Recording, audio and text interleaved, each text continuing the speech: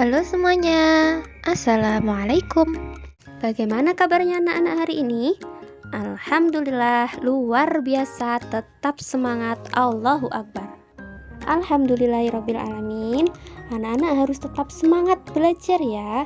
Kita doakan semoga pandemi ini lekas usai sehingga nantinya kita bisa bertemu secara tatap muka dan melakukan aktivitas seperti sebelumnya.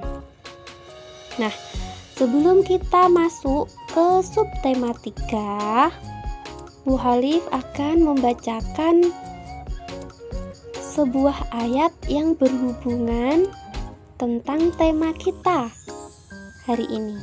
Coba didengarkan ya. Bismillahirrahmanirrahim. Ya ayyuhan nasu inna khalaqnakum min dzakari wa untha wa ja'alnakum syu'uban wa qabaila lita'arafu inna akramakum 'indallahi atqakum innallaha 'alimun khabir. Yang artinya, wahai manusia, sungguh kami telah menciptakan kamu dari seorang laki-laki dan seorang perempuan. Kemudian kami jadikan kamu berbangsa-bangsa dan bersuku-suku agar kamu saling mengenal. Sungguh yang paling mulia di antara kamu di sisi Allah ialah orang yang paling bertakwa. Sungguh Allah Maha Mengetahui, Maha Teliti. Kali ini kita masuk subtema 3 ya, yaitu bersyukur atas keragaman. Tadi kalian sudah mendengar ayat yang berkaitan tentang keberagaman ya. Nah, di sini kita juga akan belajar mengenai keberagaman. Keragaman Indonesia yang sangat kaya. Indonesia sangat kaya sekali akan keberagaman. Ada yang berbeda suku, berbeda bahasa, berbeda makanan tradisional, berbeda rumah tradisional juga pula, dan lain sebagainya. Nah, sekarang buka buku tema kalian ya, halaman 145 mengenai rumah adat. Nah, di sini kita akan belajar keberagaman Indonesia tentang rumah adat. Ada 3 macam rumah adat ya pada buku kalian. Nah, rumah adat yang pertama yang kita ketahui adalah rumah adat Lamin yang berasal dari suku Dayak Kenyah di Kalimantan Timur. Rumah ini berbentuk panggung setinggi 3 meter dari tanah dan dihuni sekitar 25-30 kepala keluarga. Yang kedua adalah rumah panjang, yaitu rumah tradisional suku Dayak Kalimantan. Rumah ini memiliki bentuk memanjang dengan panjang kurang lebih 50 meter. Nah, bisa diamati ya dari gambar tersebut. Silahkan diamati dan dilihat apa ya perbedaannya dengan rumah adat Lamin. Yang ketiga adalah rumah lontik. Wah, rumahnya bagus sekali tuh ya, bentuknya berbeda dengan rumah adat Lamin dan rumah adat Panjang. Rumah lontik ini merupakan rumah adat Riau. Biasanya juga disebut dengan rumah lancang. Bentuk atapnya melengkung ke atas, agak runcing seperti tanduk kerbau.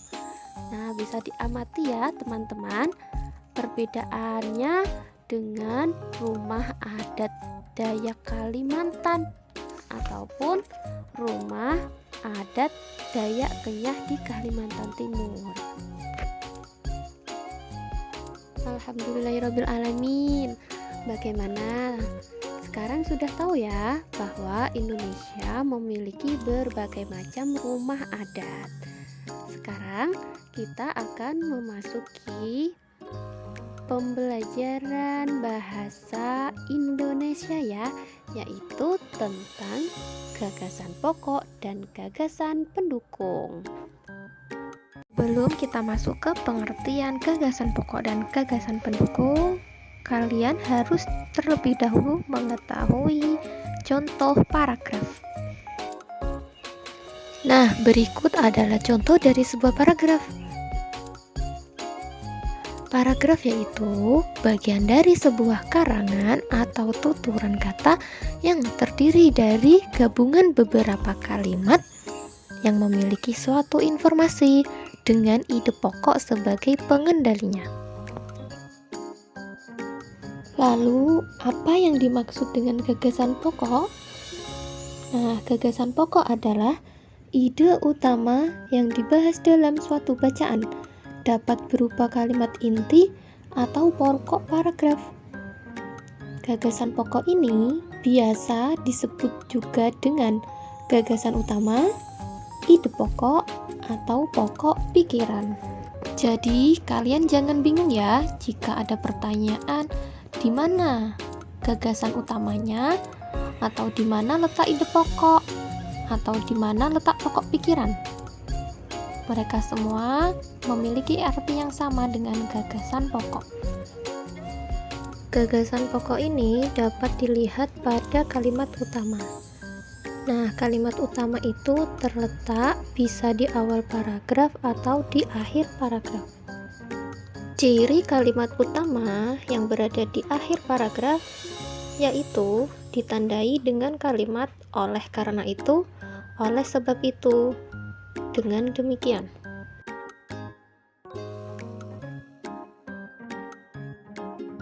gagasan pendukung disebut juga gagasan penjelas yang fungsinya menjelaskan gagasan pokok.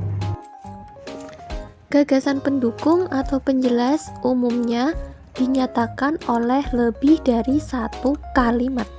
Kalimat yang mengandung gagasan penjelas disebut juga dengan kalimat penjelas. Ciri-ciri kalimat penjelas: pertama, bersifat lebih khusus dari kalimat lainnya. 2. Biasanya berupa contoh, data, maupun pernyataan-pernyataan. Yang ketiga, satu paragraf terdiri atas beberapa kalimat. Yang keempat, tidak dapat berdiri sendiri. Apabila kalimat lain dihilangkan, maka kalimat tersebut akan sulit dipahami maksudnya.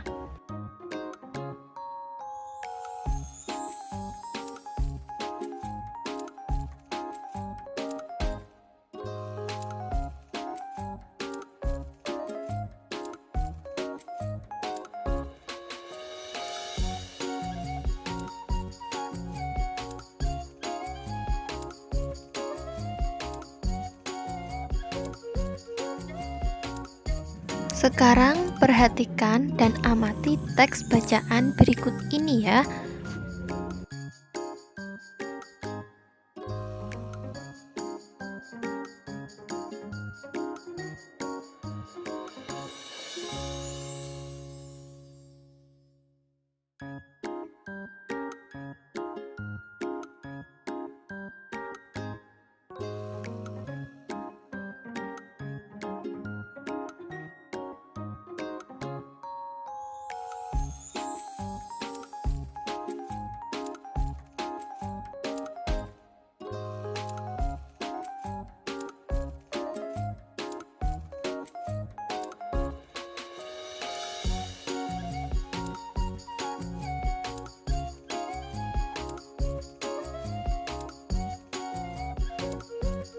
Setelah kalian mendengar informasi yang sudah Bu Guru sampaikan, sekarang kalian kerjakan tugas berikut ini ya.